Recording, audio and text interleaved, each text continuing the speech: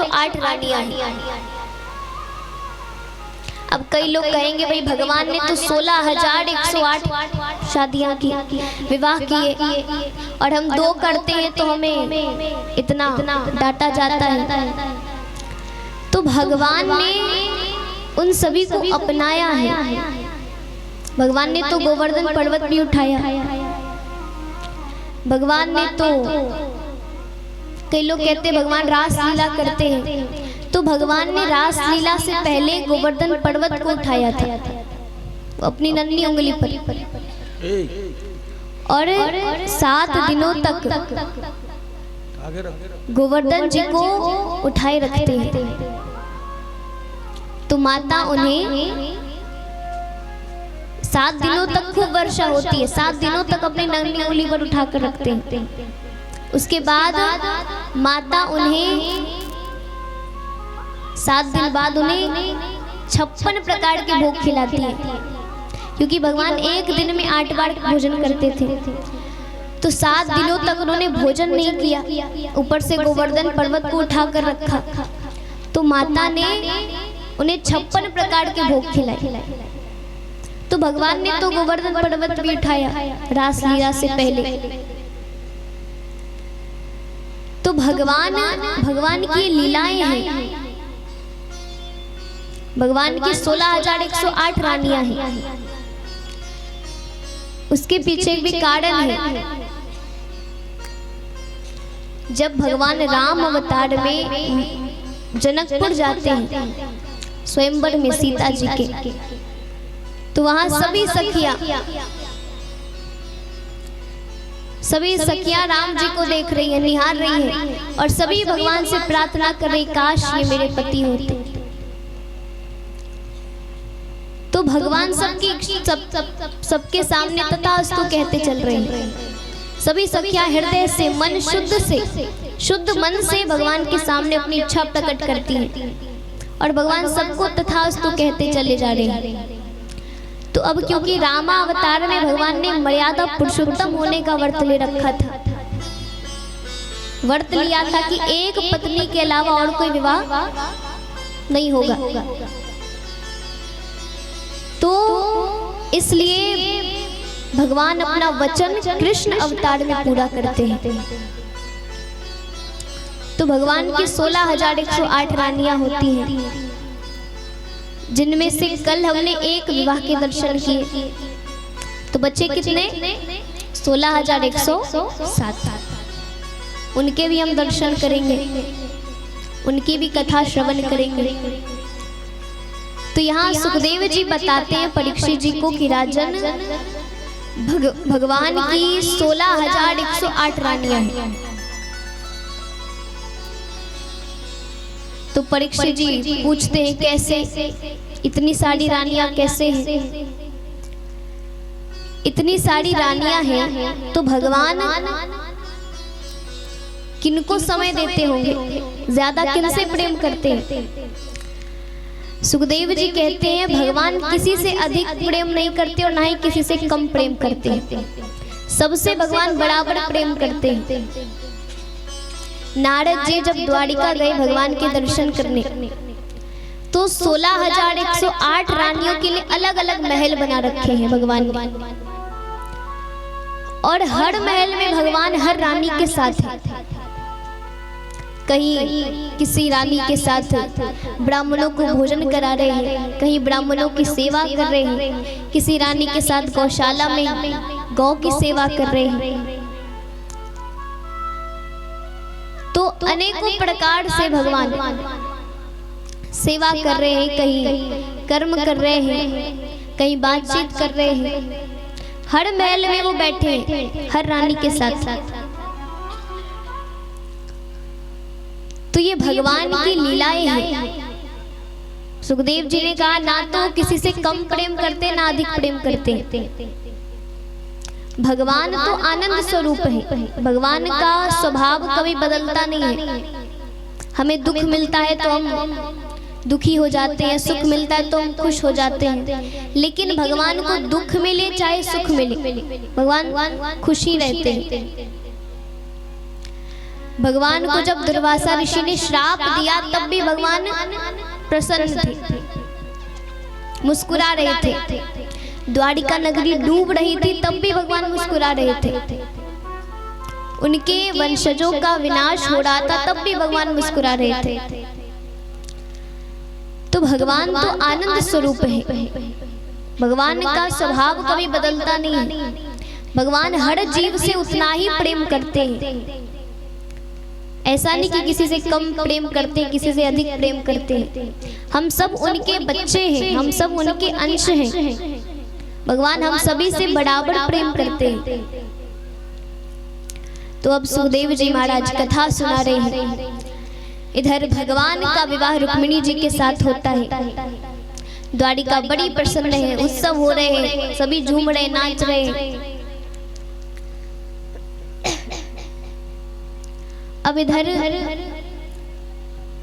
द्वारिका में एक व्यक्ति रहते थे, क्योंकि द्वारिका बहुत बड़ी नगरी है। तो उनमें से उस नगरी में एक बहुत बड़े बहुत धनवान व्यक्ति थे, सत्यराजित। धनवान थे, राजा थे। तो उनका नाम था सत्यराजित। और सत्यराजित भगवान की खूब सेवा करते, खूब भगवान को मानते थे, खूब भगवान से प्रेम करते थे। और सूर्य नारायण भगवान के परम भक्त थे। सूर्य नारायण भगवान कौन है? सूर्यदेव। सूर्यदेव की खूब आराधना करते थे, बड़े बड़े परम भक्त थे। सुबह आराधना करते थे, संध्या को वंदन करते थे, खूब घंटों उनकी सेवा करते सूर्य नारायण भगवान की। और हमें भी करनी चाहिए। सुबह सुबह सूर्य देव को स्नान इत्यादि करके सूर्य देव को जल अर्पण करना चाहिए। इतना समय तो होगा ही सबके पास, 2 मिनट का तो समय होगा कि जल अर्पण कर दे। और चलो अगर समय नहीं है तो रविवार को तो सबको छुट्टी मिलती है। माताएं तो पूजा पाठ करती हैं, लेकिन पुरुष वर्ग जो होते हैं वो कहते हैं कि भाई हम काम करते हैं, हम धन लाते हैं, हमें समय नहीं मिलता पूजा पाठ का। तो रविवार के दिन तो छुट्टी मिलती है, तो कम से कम रविवार के दिन तो भगवान को जल अर्पण करना ही चाहिए। और नियम है, शास्त्र में लिखे हैं कैसे जल अर्पण करें, उसके भी नियम है। जल अर्पण तो करना है, लेकिन नियम तो बताने पड़ेंगे कैसे अर्पण करना है। तो तांबे के लोटे में जल भरकर उसमें थोड़ा रोड़ी डालकर, चंदन डालकर, यानी जल को रंगीन करके, या फिर उसमें गुड़ डाल के मीठा करके फिर भगवान को जल अर्पण करना चाहिए। हो सके तो पुष्प डाल लेना चाहिए, हो सके तो अक्षत डाल लेना चाहिए। सादा जल अर्पण नहीं करना चाहिए। या तो जल मीठा कर ले या फिर उसे रंगीन। तो सादा जल अर्पण नहीं करना है। अक्षत, पुष्प, रोड़ी, गुड़ डालकर फिर भगवान को जल अर्पण करना चाहिए। और जल अर्पण करते समय भगवान सूर्यदेव के 12 नाम हैं, उन 12 नामों का स्मरण करना चाहिए। ऐसे तो शास्त्रों में आदित्य हृदय स्तोत्र का महत्व बहुत बताया गया है। जिन्हें बहुत रोग होता है, कई लोग होते हैं जो दिन भर हमेशा बिस्तर पर ही पड़े रहेंगे। पूछे अगर कोई भी जाए हालचाल पूछे तो वो बिस्तर पर ही मिलेंगे कि भाई पैरों में बहुत दर्द है, पेट में बहुत दर्द है, दिन भर बिस्तर पर पड़े रहेंगे। कोई ना कोई रोग उन्हें घेरे रखता है। तो कहते हैं कि जो व्यक्ति हमेशा रोगी रहता है, शरीर से उसे कष्ट ही मिलते रहते हैं, तो उसे आदित्य हृदय स्तोत्र का पाठ करना चाहिए। आदित्य हृदय स्तोत्र के पाठ करने से रोगों का नाश होता है। तो सुबह सुबह जल अर्पण करके और फिर अगर वहीं पर जगह है तो आसन लगाकर वहीं बैठकर आदित्य हृदय स्तोत्र का पाठ करना चाहिए। नहीं, अगर वहाँ पर जगह है, स्थान नहीं है, तो आप अंदर घर में बैठकर आदित्य हृदय स्तोत्र का पाठ करें। मन में सूर्य नारायण भगवान को प्रकट करें। सूर्य नारायण भगवान का चिंतन करते हुए आदित्य हृदय स्तोत्र का पाठ करें। तो यहाँ नियम बताए गए हैं। और सतराजित सूर्य देव का परम भक्त, खूब सूर्य देव की आराधना करता, सुबह वंदन, शाम को वंदन, आदित्य हृदय स्तोत्र का पाठ करता, तो भगवान की खूब सेवा करता और द्वारिकाधीश की भी खूब सेवा करता। भगवान की कृपा से उसे किसी चीज की कमी नहीं। एक दिन सतराजित ने सोचा कि भाई हम भगवान की इतनी भक्ति करते हैं, सूर्य देव की इतनी आराधना करते हैं, लेकिन भगवान ने कभी हमें दर्शन नहीं दिए। तो अब सतराजित सूर्य देव के सामने आसन लगाकर बैठ गए और अब पाठ कर रहे हैं, भगवान का चिंतन कर रहे हैं। और उन्होंने मन में ठान लिया कि जब तक भगवान दर्शन नहीं देंगे हम उठेंगे नहीं यहाँ से, चाहे अगली सुबह ही क्यों ना वो दर्शन दे, लेकिन दर्शन किए बिना हम उठेंगे नहीं। तो वो खूब मन से भाव से चिंतन कर रहे हैं भगवान का। सूर्यदेव प्रसन्न होते हैं, दर्शन देते हैं। वर मांगने को कहा, मांगो क्या चाहिए। सतराजित ने कहा, प्रभु अरे जिसे आपके दर्शन हो गए उसे क्या चाहिए होगा, कुछ नहीं चाहिए, आपके दर्शन हो गए मेरे लिए इतना काफी है। सूर्यदेव अति प्रसन्न हो गए कि एक तो इसने इतनी आराधना की और वो भी निस्वार्थ भाव से इसने आराधना की है। तो सूर्यदेव ने उनके गले में एक मणि थी, वो मणि निकालकर सतराजित को देते हैं और उस मणि का नाम था समय नियंतक मणि। बड़ी कीमती मणि, सुंदर, बहुत सुंदर मणि। और उसका चमत्कार भी था। मणि का चमत्कार था कि अगर उसकी विधि पूर्वक पूजा की जाए उस मणि की, तो उसमें से रोज 8 भार सोना निकलता था, रोजाना 8 भार, यानी अगर आज के हिसाब से देखें तो 2 क्विंटल सोना रोजाना। तो अब रोज निकलता, अगर उसकी विधि पूर्वक पूजा की जाए तो रोज निकलता 2 क्विंटल सोना। सतराजित तो पहले से इतने धनवान थे, अब उन्हें जब सोना मिल गया, उन्हें वो मणि मिल गई, तो और धनवान हो गए और शक्तिशाली हो गए। उनके पास खूब धन आ गया, भगवान की कृपा से किसी चीज की कमी नहीं, खूब बड़ा घर है, सुंदर परिवार है, और अब मणि आ गई, धन आ गया। अब तो सतराजित बड़े प्रसन्न हैं, किसी चीज की कमी नहीं। एक दिन भगवान के सभा में, अच्छा सतराजित के पास धन तो आ गया, लेकिन सतराजित ने सोचा कि भाई धन आ गया, परिवार है, घर है, लेकिन अब नाम ना हो, जब 2-4 लोगों को पता ना चले कि मेरे पास मणि है तो अच्छा कैसे लगेगा। तो चलो 2-4 लोगों को जलाया जाए, बताया जाए कि भाई हम कितने धनवान हैं। तो अब सतराजित उस मणि को गले में पहनकर निकलते हैं और बता रहे हैं लोगों को कि देखो मेरे पास ये मणि है, और मणि सुंदर थी, लोग तारीफ करते। तो सतराजित ने कहा बस सुंदर नहीं है, अरे इसका चमत्कार भी है, रोजाना 8 भार सोना देती है ये। तो इसी तरह समय नियंतक मणि की बात पूरे द्वारिका में फैल गई कि भाई सतराजित के पास मणि है, बड़ी सुंदर मणि, समय नियंतक मणि। इधर भगवान ने एक बार सभा बुलाई, सभा में खूब धनवान लोगों को बुलाया गया, बड़े बड़े बुद्धिमान भक्तों को बुलाया गया। सतराजित भी आते हैं और गले में वही मणि पहन कर आते हैं, और यहाँ पर भी वही हरकत कर रहे हैं, यानी मणि पहनकर आ रहे हैं और अपनी तारीफ करा रहे हैं। लोग मणि देखकर तारीफ कर रहे हैं। सत्यराजित तारीफ सुनकर बड़ा प्रसन्न हो जाए, बड़ा खुश हो जाए। तो इधर सत्यराजित तो बड़े प्रसन्न हो गए, आनंदित हो गए।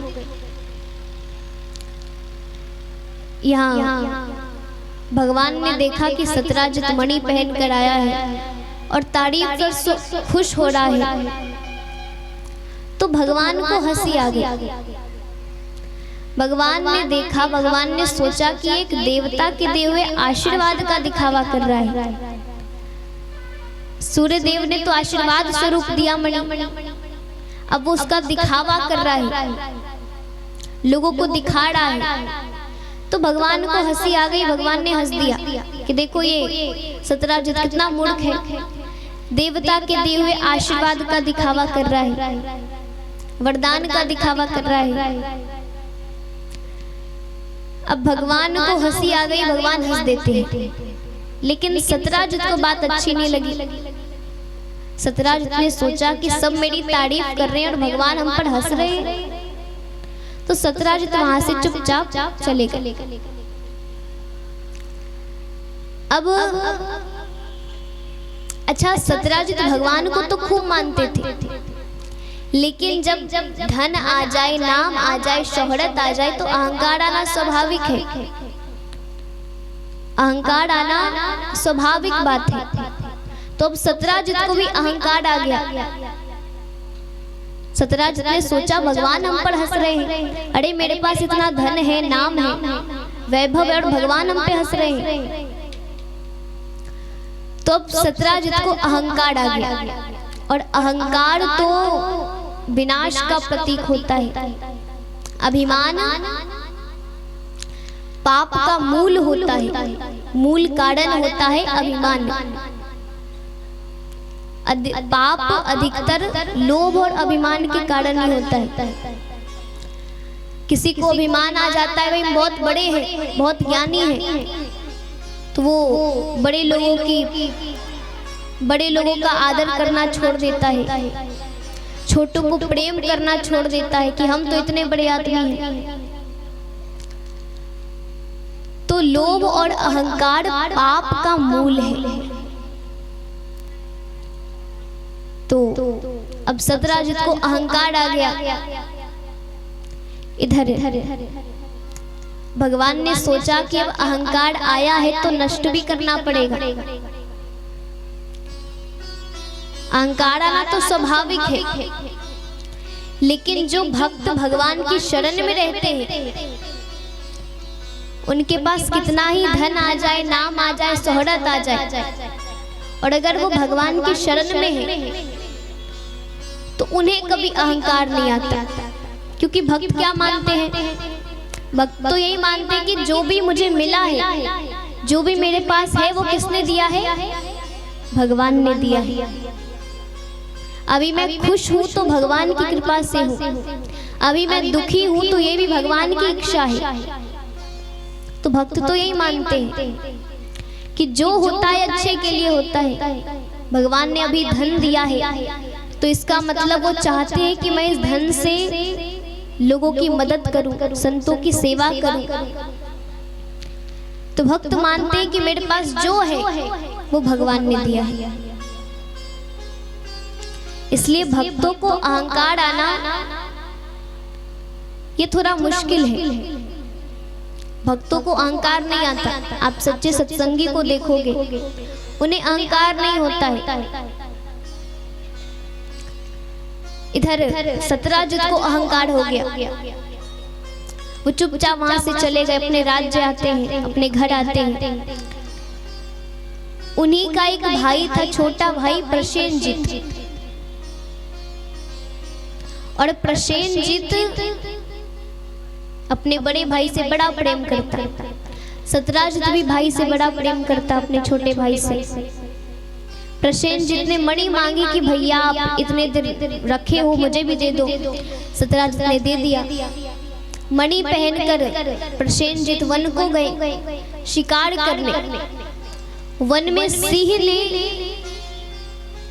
वन में एक शेर ने, एक सिंह ने प्रसेनजित को मार दिया और मणि लेकर चला गया, क्योंकि मणि बहुत चमकती है।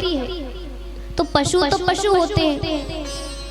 सिंह को लगा कि कोई खाने की वस्तु है, कोई स्वादिष्ट वस्तु है, इतनी चमक रही है तो पक्का कोई स्वादिष्ट वस्तु होगी जो खाने में अधिक स्वादिष्ट होगा। तो यहाँ सिंह ने प्रसेनजित को मारा और मणि लेकर चला गया। और कुछ दूर आगे जब वो सिंह गया तो सिंह की भेंट एक रीछ से होती है। रीछ ने सिंह को मारा और वो रीछ मणि लेकर चला गया। अपने बच्चों को दे दिया खेलने के लिए, लोग खिलौना है खेलो। और पशु तो पशु, बच्चों को लगा खिलौना है, खेल रहे हैं वो। इधर एक दिन बीते, 2 दिन बीते, 3 दिन बीते, लेकिन अभी तक प्रसेनजित घर नहीं लौटा है। अब तो सत्यराजित की पत्नी खूब रो रही है कि वो मेरे पुत्र समान था, न जाने मेरा पुत्र कहाँ चला गया। सत्यराजित भी बड़ा दुखी है। तो कुछ लोगों के साथ वो वन जाता है, अपने सह मित्रों के साथ वो वन को गया। वन में खूब ढूंढने पर उसे प्रसेनजित का शव मिलता है, शरीर। अब शरीर तो मिला लेकिन मणि नहीं मिली। खूब ढूंढा, मणि नहीं मिली। उन्हीं के सत्यराजित के कुछ दोस्तों ने कहा कि देखो, मुझे लगता है मणि लेकर कोई चला गया है। मणि की लालच में किसी ने इसे मरवा दिया है। तो तुम ये बताओ कि तुम्हारे साथ कोई ऐसी घटना हुई है जो तुम्हें अजीब लगी, अच्छा नहीं लगा हो? किसी ने कुछ किया है?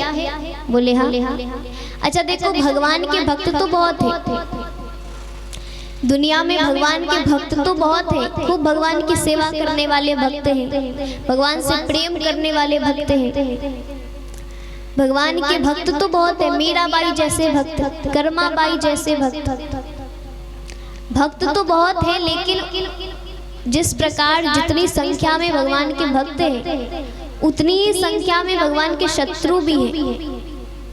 भगवान से प्रेम करने वाले तो है ही, साथ में भगवान से बैर रखने वाले भी की उसकी भी कमी नहीं है। तो कुछ लोग थे जो भगवान से खूब जलते थे, भगवान पर उन्हें बड़ा क्रोध आता था, भगवान से बैर रखते थे, भगवान पर क्रोधित रहते थे, उन्हें भगवान का होना अच्छा नहीं लगता। तो कुछ लोग थे जो भगवान के शत्रु बने फिरते थे। तो उन्हीं में से एक ने कहा कि देखो, ऐसा तुम्हारे साथ हुआ है? बोले हाँ। ऐसा तो एक ही ने किया है। जब द्वारिका में सभा हुई तो सब मेरी मणि की